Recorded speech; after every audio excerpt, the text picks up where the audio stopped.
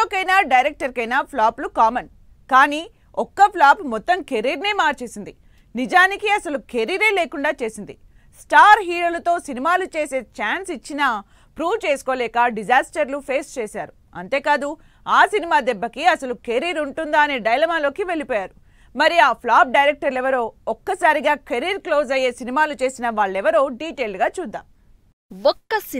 ఒకే ఒక్క సినిమా డైరెక్టర్ని హీరోని చేస్తుంది, జీరోని కూడా చేస్తుంది. సినిమా హిట్ అయితే ఓకే, కానీ ఫ్లాప్ అయిందా ఇక ఆ డైరెక్టర్కి సినిమా ఛాన్సులు కష్టమే. అలా ప్రస్తుతం క్రిష్ కెరియర్ డైలమాలో పడింది. అనుష్క, క్రిష్ కాంబినేషన్లో వచ్చిన ఘాటి సినిమా అస్సలు అంచనాల్ని అందుకోలేక అట్టర్ ఫ్లాప్ టాక్ తెచ్చుకుంది. ఇంతకంటే ముందే పవన్ కళ్యాణ్ హరిహర వీరమల్లు నుంచి విత్డ్రా అయ్యారు క్రిష్. ఇప్పుడు ఘాటి కూడా వర్కౌట్ కాలేదు. దాంతో బాలకృష్ణ డ్రీమ్ ప్రాజెక్ట్ అయిన ఆదిత్య 999ని క్రిష్ కి అప్పచెప్పే ఆలోచనని మళ్లీ ఓసారి రీథింక్ చేస్తున్నారని తెలుస్తోంది. ఫ్లాపుల్లో ఉన్న డైరెక్టర్ కి ఛాన్స్ ఇచ్చి ఇంత పెద్ద ప్రాజెక్ట్ ని రిస్క్ లో పెట్టడం ఎందుకని బాలయ్య ఆలోచిస్తున్నారు అని టాక్. గౌతమ్ తిన్ననూరి జెర్సీ సినిమాతో కంటెంట్ ఉన్న డైరెక్టర్ అనిపించుకున్నాడు. అయితే ఆ తర్వాత విజయ్ దేవరకొండతో కింగ్డమ్ మూవీ చేశారు. ఎన్నో ఎక్స్పెక్టేషన్స్ తో భారీ యాక్షన్ మూవీగా ఆడియన్స్ ముందుకొచ్చిన కింగ్డమ్ ఏమాత్రం అంచనాల్ని అందుకోలేకపోయింది. ఇప్పటికే రామ్ చరణ్ తో సినిమా మిస్ చేసుకున్నాడు గౌతమ్ తిన్ననూరి. ఇప్పుడు కింగ్డమ్ కూడా సరిగా ఆడకపోవడంతో ఇప్పట్లో గౌతమ్ కి ఛాన్స్ ఇచ్చి రిస్క్ చేసే హీరోలుండరు అనుకుంటున్నారు జనాలు. పవన్ కళ్యాణ్ రీఎంట్రీ మూవీ చేసిన వేణు శ్రీరామ్ ఎక్కడికో వెళ్లిపోతాడు అనుకున్నారంతా.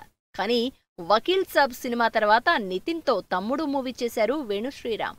దిల్ రాజు ప్రొడక్షన్ లో తెరకెక్కిన తమ్ముడు డిజాస్టర్ అవడంతో వేణు శ్రీరామ్ కి నెక్స్ట్ సినిమా ఛాన్స్ ఇప్పుడప్పుడే వచ్చేలా కనిపించడం లేదని టాక్. అంతేకాదు ఈ సినిమా ఫ్లాప్ తో జబర్దస్త్ వేణు నితిన్ కాంబినేషన్లో తెరకెక్కాల్సిన ఎల్లమ్మ సినిమాని ప్రొడ్యూస్ చేసే ఆలోచన దిల్ రాజు పక్కకు పెట్టేసినట్లు తెలుస్తోంది. వెంకీ కుడుముల చెలో సినిమాతో ఎంట్రీ ఇచ్చిన వెంకీ కుడుముల ఆ తర్వాత భీష్మ సినిమాతో కూడా మంచి హిట్ అందుకున్నాడు.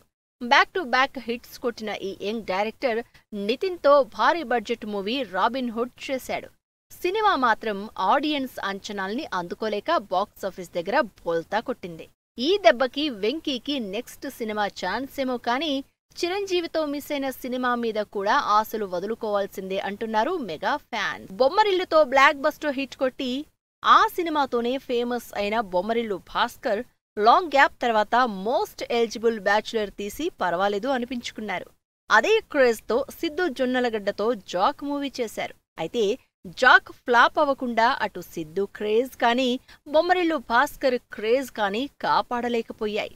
దీంతో ఇక బొమ్మరిల్లు భాస్కర్ కి తెలుగులో నెక్స్ట్ ప్రాజెక్ట్ డౌటే అని తెలుస్తోంది.